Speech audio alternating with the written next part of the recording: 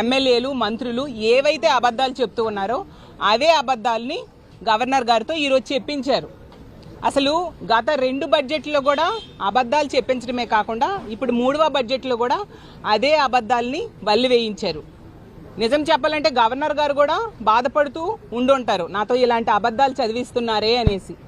ఎందుకంటే ఈ రాష్ట్రంలో ఈ 19 నెలలుగా ఇచ్చిన ఏ ఒక్క హామీ అమలు చేయలేదు. ఒక దుష్ట పరిపాలన సాగుతూ ఉండే పరిస్థితి. దాన్ని కప్పిపుచ్చుకోవడం కోసం అత్యున్నత స్థానంలో కూర్చున్న గవర్నర్ గారితో ఇలాంటి అబద్ధాలు చెప్పించడం నిజంగా చాలా బాధాకరం. ఈ రాష్ట్రంలో ఈరోజు తీసుకుంటే ప్రజాస్వామ్యం అనేది లేదు, శాంతి భద్రతలు లేవు, అభివృద్ధి లేదు, సంక్షేమం లేదు, ఉద్యోగాలు లేవు. అలాగే ఉద్యోగస్తులకి ఈరోజు శాంతి లేని పరిస్థితి నెలకొనుంది. ఈ రాష్ట్రంలో ఎవరిని అడిగినా, ఏ ప్రజలను అడిగినా కూడా చెప్తారు ఎలాంటి పాలన సాగుతుంది అని అడిగితే ఈ రాష్ట్రంలో అశాంతి, అప్పులు, అలాగే అక్రమ కేసులు, అశ్లీల నృత్యాలు, అప్రజాస్వామికమైన పాలన సాగుతూ ఉంది అనేసి ప్రతి ఒక్క ప్రజలు చెప్పే పరిస్థితి మనం చూస్తూ ఉన్నాము. నిజంగా ఇంత దారుణమైన పరిపాలన గతంలో ఎప్పుడూ ఈ రాష్ట్రంలో లేదు. ఈవెన్ చంద్రబాబు నాయుడు గారు గతంలో ముఖ్యమంత్రిగా ఉండేప్పుడు కూడా ఇంత దారుణంగా పరిపాలించలేదు. ఈరోజు అలాంటి పాలన ఉండడం వల్ల ఒక 20 ఏళ్ళు ఈ రాష్ట్రం అభివృద్ధిలో వెనక్కి వెళ్ళిపోయిన పరిస్థితి. గతంలో జగన్మోహన్ రెడ్డి గారు ఈ రాష్ట్రాన్ని ఎంతో చక్కగా పరిపాలించడం వలన మిగతా రాష్ట్రాలకు ఆదర్శంగా ఈ ఆంధ్రప్రదేశ్ రాష్ట్రం నిలిచిన పరిస్థితి మనం చూసాం. ఈజ్ ఆఫ్ డూయింగ్లో నంబర్ 1 స్థానంలో నిలబెట్టారు జగన్మోహన్ రెడ్డి గారు. అలాగే విద్య, వైద్యం, వ్యవసాయ రంగాలకి పెద్దపీట వేస్తూ నిజంగా మిగతా రాష్ట్రాలన్నిటికి కూడా వీళ్ళ ఆదర్శంగా, మన ఆంధ్రప్రదేశ్ రాష్ట్రం ఆదర్శంగా ఉండే పరిస్థితి మనం చూసాం. నిజంగా అప్పుల్లో తీసుకుంటే 3.22 లక్షల కోట్లు అప్పు చేశారు కేవలం 19 నెలల్లో కూటమి ప్రభుత్వం. అంటే అది ఆల్ టైమ్ రికార్డు. అంత దారుణంగా రాష్ట్రాన్ని అప్పుల్లో ముంచేసిన పరిస్థితి. అలాగే నిరుద్యోగులకి ఈరోజు ఉద్యోగాలు లేకపోవడం వల్ల నిరుద్యోగులు ఈరోజు ఆత్మహత్యలు చేసుకునే పరిస్థితికి దాపురించింది ఆంధ్రప్రదేశ్ రాష్ట్రంలో. 8.2% నిరుద్యోగిత రేట్లో మనం దేశంలోనే మొదట స్థానంలో ఉన్నాం. ఇంత దారుణమైన పరిస్థితులు గతంలో ఎప్పుడైనా చూసామా నేను అడుగుతూ ఉన్నాను. అలాగే నిరుద్యోగులకి నిరుద్యోగ భృతి ఇస్తామన్నారు, అది ఇప్పటి వరకు కూడా 19 నెలలైనా 3వ బడ్జెట్ ప్రవేశపెడుతూ ఉన్నారు, ఇప్పటికి కూడా ఇవ్వని పరిస్థితి మనం చూస్తూ ఉన్నాము.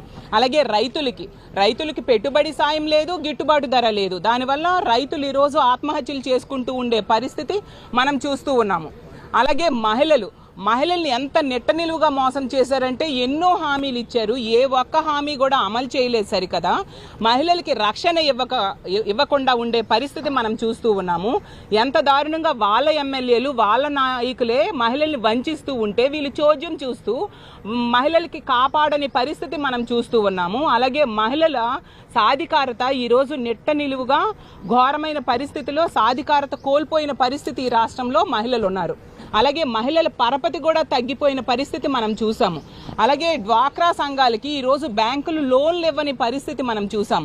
అలాగే మహిళల తాలూకా పొదుపు తాలూకా శక్తి కూడా ఈరోజు ఈ కూటమి పాలనలో తగ్గిపోయిన పరిస్థితి మనం చూసాం.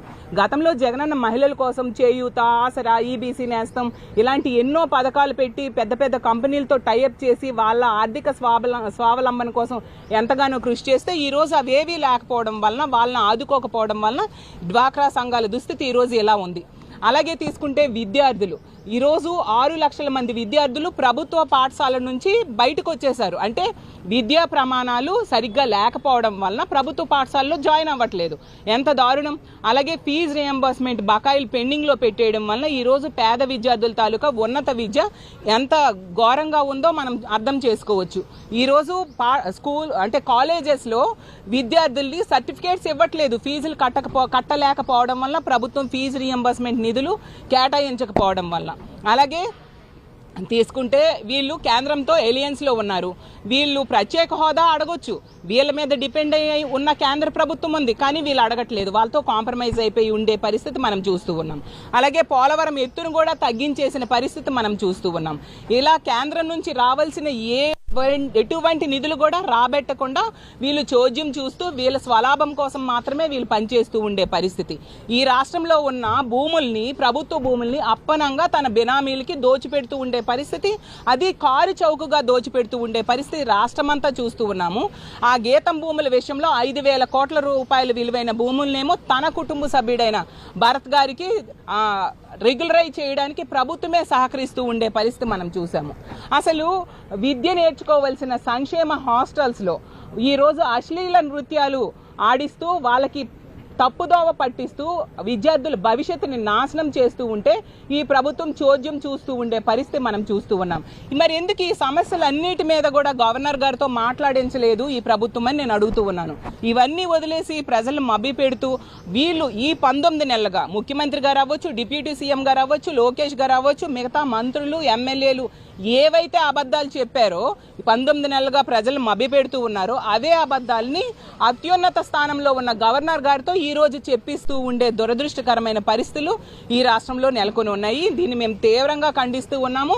ఈ సమస్యలన్నిటి మీద కూడా ప్రతిపక్షంగా మేము ప్రశ్నిస్తామని చెప్పి అసెంబ్లీలో మా అధ్యక్షులైన జగన్మోహన్ రెడ్డి గారికి ప్రతిపక్ష నేత హోదా ఇవ్వట్లేదు. మాకు ప్రతిపక్ష హోదా ఇవ్వని పరిస్థితి, మా ఎమ్మెల్యేలకి మా పార్టీకి ప్రతిపక్ష హోదా ఇవ్వట్లేదు. దీని వలన మేము ఈరోజు బయటికి వచ్చేయడం జరిగింది. ఎందుకంటే మా వైఎస్ఆర్ కాంగ్రెస్ పార్టీ ఎప్పుడు కూడా ప్రజల తరపున నిలబడి పోరాటం చేసే పార్టీ. ప్రతిపక్షంలో ఉండేటప్పుడు ప్రజల తరపున పోరాటం చేస్తాం, అధికార పక్షంలో ఉండేటప్పుడు ప్రజలకు కావాల్సిన అన్ని కూడా ఇచ్చిన హామీలు అమలు చేస్తాము, వాళ్ళ అభివృద్ధి సంక్షేమానికి పెద్దపీట వేయడం జరుగుతుందని తెలియజేస్తూ ఉన్నాను. అలాగే రానున్న అసెంబ్లీ సమావేశాల్లో ఈ తప్పులన్నిటి మీద కూడా మేము కౌన్సిల్లో, శాసన మండలిలో ప్రభుత్వాన్ని ప్రశ్నిస్తాము. ఇచ్చిన హామీలన్నీ కూడా అమలయ్యేంత వరకు కూడా మా పోరాటం ఇలాగే కొనసాగుతూ ఉంటుంది. వీళ్ళు పాలనలో వైఫల్యం చెందారు. అసమర్థ పాలన అనేది ప్రతి విషయంలో కూడా మనకి అర్థమైన పరిస్థితి. శాంతి భద్రతలు భయంకరమైన పరిస్థితుల్లో ఈరోజు భయోందోళనకు గురి చేసే పరిస్థితుల్లో ఈ రాష్ట్రంలో శాంతి భద్రతలు ఉన్నాయి. వీటన్నిటి మీద కూడా వీళ్ళు ఎటువంటి చర్యలు తీసుకొని పరిస్థితి మనం చూస్తూ ఉన్నాము. ఎంతసేపు కూడా వీళ్ళ పాలన వైఫల్యాల్ని కప్పిపుచ్చుకోవడం కోసం డైవర్షన్ పాలిటిక్స్ చేస్తూ ఉండే పరిస్థితి మనం చూస్తూ ఉన్నాము. ప్రతి సందర్భంలో కూడా వీళ్ళ పాలన వైఫల్యాలను కప్పిపుచ్చుకోవడానికి డైవర్ట్ చేస్తూ రకరకాల అవసరం లేని ఇష్యూలు, అబద్ధ ప్రచారాలు చేస్తూ ఉండే పరిస్థితి మనం చూస్తూ ఉన్నాము. అందుకే ఈ గవర్నర్ గారితో ఇలాంటి పచ్చి అబద్ధాలు చెప్పించారు. ఈరోజు చంద్రబాబు నాయుడు గారు అవ్వచ్చు, పవన్ కళ్యాణ్ గారు, లోకేష్ గారి తాలూకా పాలన వైఫల్యము, అలాగే తెలుగుదేశం పార్టీ నాయకుల తాలూకా అరాచకాలని రానున్న రోజుల్లో మేము మా శాసన మండలిలో ఎండగట్టబోతూ ఉన్నాము.